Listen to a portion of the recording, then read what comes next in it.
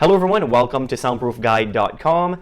In this video, it's going to be a first video of multiple videos in a series of what works and what doesn't regarding soundproofing.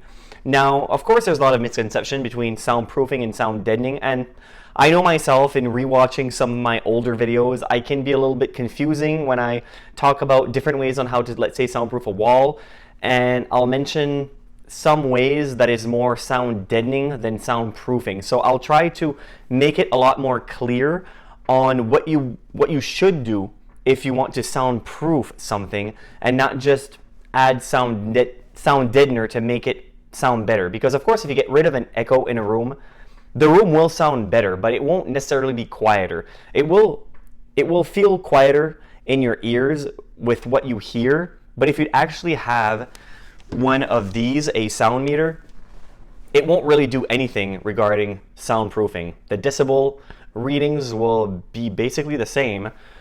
You just have gotten rid of the echo. But in this video, I'll focus on existing walls. Walls where they're already built and you just don't really want to tear them down. Because obviously, if you live especially in an apartment or well, if you just have a finished house and you want to do things DIY and you don't really feel comfortable in ripping out the drywall, then this is what I'm going to focus on just a wall that is already finished. What can you do to kind of make it a little bit more soundproof, and what really doesn't work in making it soundproof? Now, what works is something that I've of course mentioned in a few videos before. And one of the videos is right up here. That's the video if you want to find out different ways on how to soundproof a wall more specifically. Then click this video and you'll be able to watch that. Now, the first thing, of course, that you should do if the wall is already finished is just use some type of acoustic sealant. Now, usually if you buy acoustic sealant, it's more rubbery, it's more flexible, and it will just not dry up over time. And where you should be placing that acoustic sealant is around electrical boxes. Now, you might think, well, it doesn't make any sense because it's just a little box, it's just a little crack inside. Why should I seal it up? It's not going to do anything. But what you fail to realize is usually electrical boxes are back to back on the wall. So the next room behind that wall, you'll have an electrical box with the same cracks, and a lot of them has pretty major gaps in them. So by sealing that, you'll be well on your way to actually soundproof the wall. Now, if the wall is already built, that's the only thing that you can do with the electrical box is just seal around. Now, of course, if the wall was, if there's a way to get behind the wall, let's say that the other side of the wall is unfinished, well, that's perfect. Go on the opposite side of the wall, go into the other room, and place something called putty pad over the electrical box. Now, what this does, it seals all the holes in that electrical box. Now, what I was saying is usually a wall, if it's an interior wall, there's no insulation. You'll have two electrical boxes back to back, and you'll have the noise travel easily through. So if that's the case, and you can't really go behind the wall and put a putty pad behind it, then just seal around, just take the plate off, seal around. Now, if the gap is a little bit bigger, if there's quite a big gap and the sealant just doesn't do the trick, then just use something called a backer rod. So you can just add a backer rod around the electrical box, and then you can seal around that with the acoustic sealant to make it a little bit more soundproof. Now, that's basically the only thing that you can do regarding the electrical outlet. If you like this type of content, consider subscribing to my channel. I would also appreciate you leaving a comment if you have any soundproofing questions or comments for me to answer. I will provide links to each and every one of these products I talk about in this video in the description below for you to purchase. And now back to the video. Now you've taken care of the electrical outlet, and I assure you, if you have a adjoining wall and you do that with both electrical outlets and both walls, you will notice a difference if you do it properly. That's about all that you can do if you don't really want to do anything that requires construction. Now, if you want to do something that requires construction, that will come after what I'm going to talk about now, which is what doesn't work for soundproofing. Now, one thing that doesn't work for soundproofing is adding some acoustic blankets or some type of blankets over the wall to try to stop the sound. The only thing that these blankets will do is basically make the room sound better, because you're getting rid of a lot of echoes by using these type of sound absorbing material. Now, they do have certain type of blankets that you can use to put over a door, but these type of blankets tend to be quite expensive, and they also tend to be quite thick, and they have different layers of soundproofing material in them to actually not only make the room sound better, but to actually stop sound.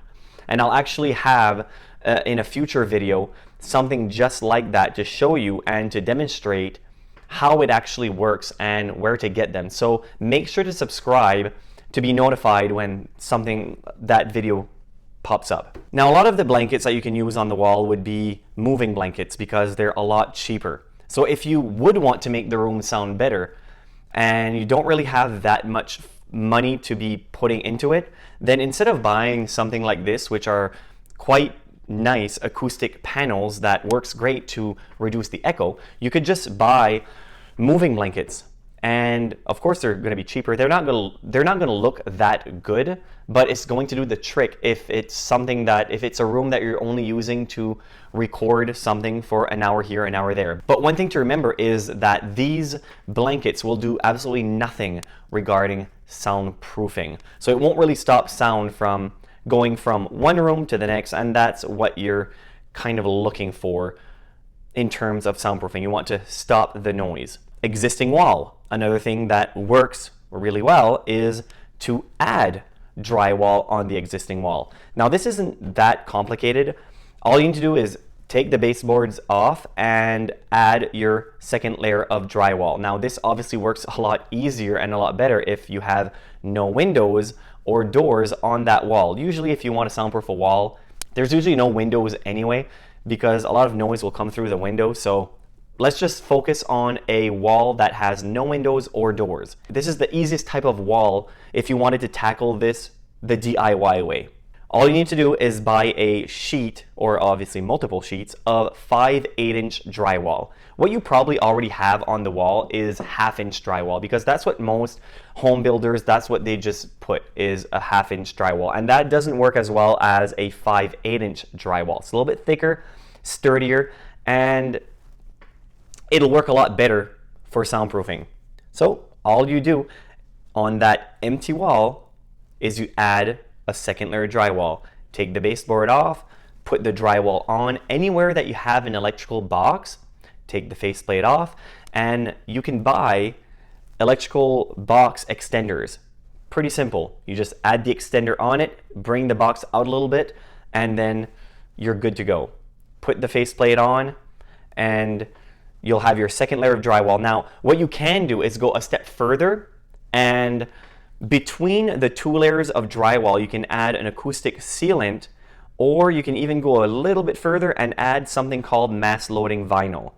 Now, if you want to know a lot more about mass loaded vinyl, video right here, everything you want to know about it, how it works, is it safe to use, how does it work, and where to buy it. And you can also combine mass loaded vinyl with acoustic compounds. A lot of people will say, well, acoustic compounds, it's a snake oil, it doesn't really work. Well, it does work to an extent, but it's not a miracle problem solver for soundproofing.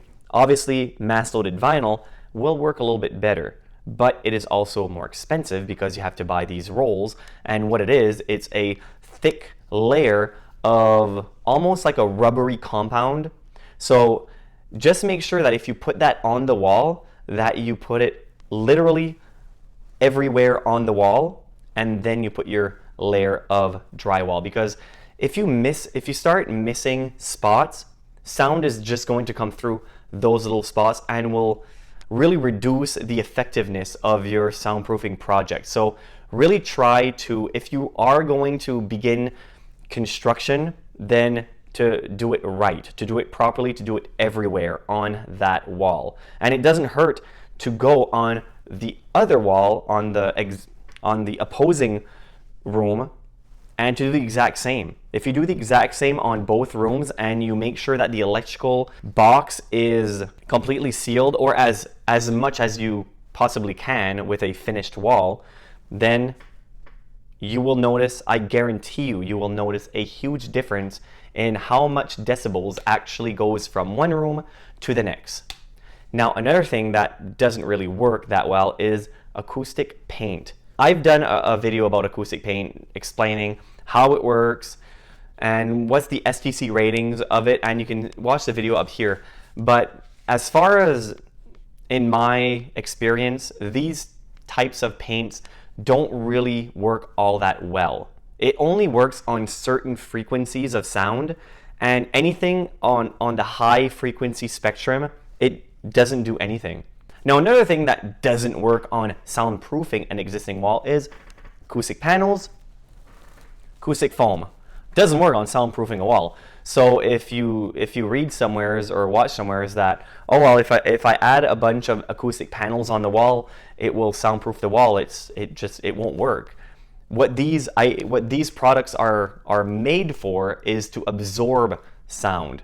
Now, if you have a lot of echo in a room and that echo is kind of traveling through the rest of the house, then of course these things will make the room sound better, and obviously if you can cancel out that echo, it will make the house sound better. But in terms of actually soundproofing the wall, it does absolutely nothing to soundproof the wall. Now, like I said, if you've soundproofed the wall and you have a lot of echo, I would definitely recommend acoustic panels versus acoustic foam. Acoustic foam is mostly for smaller room. If your room is full of them and you're using it as a recording studio or something of the likes, fine, you can use that. They just don't look as good, but they are a lot cheaper than acoustic panels. Now, acoustic panels will look better and will work better in getting rid of the echo in a larger room. But otherwise, it's not really going to do much in terms of soundproofing. Another thing that doesn't really work is acoustic wallpaper. You can add some wallpaper on the wall, and a lot of places they call them acoustic wallpaper. That's why they don't call them soundproof wallpaper, because it's not really meant for soundproofing.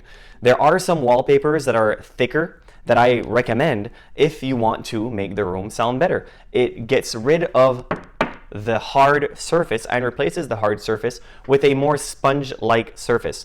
Now, these wallpapers are a little bit more expensive than your typical wallpaper, but as I said, if you're looking to soundproof the wall or soundproof an existing wall, this is not the way to go. Using a wallpaper will do absolutely nothing to soundproof the wall, other than just make the room again sound better. And if the room sounds better and you get rid of the echo, yes, it might sound less loud on the other side of the wall, but it won't do anything in actually reducing the amount of decibels that's going from one room to the next room. So remember that. Acoustic wallpaper, acoustic paint or sound deadening paint, it doesn't really work for soundproofing. That's why they call it sound deadening paint. Might deaden the sound a little bit in a room, but if it was between wallpaper and paint, I would go with wallpaper if you're looking to sound deaden a room. But for soundproofing, neither. Neither of them will work for soundproofing a room whatsoever. Feel free to take a look at many of our other YouTube videos and also some of our articles on our website, soundproofguide.com. Don't forget to click the like button if you enjoyed this video, and also consider subscribing to our channel if you like our content. Also, feel free to leave us a comment below if you have any soundproofing questions of your own. We will certainly try our very best to help you. Thank you very much for watching, and I hope to see you again in the next video or any other videos in our channel. Thank you very much.